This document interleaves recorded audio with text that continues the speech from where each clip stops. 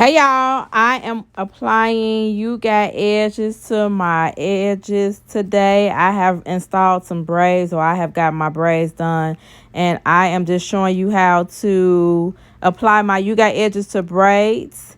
So right now I'm blending it in, y'all. Blend, blend, blend, blend, blend. So that's the key to making my edges look natural, like I have edges, is blended it in with my finger, and then I smooth it down with this brush, like this mascara brush. I smooth it and I blend, and I smooth it and I blend, and I smooth it. Repeat after me: blend, smooth, blend, smooth. So that's what you got to do when you using You Got Edges on hairstyles like this, as far as braids. And then there you go. Look at it, y'all. Look at it. I got edges. But the only reason I got edges is because, say it with me, You Got Edges Edge Control. Make sure you click the link in the description box below to get my edge control.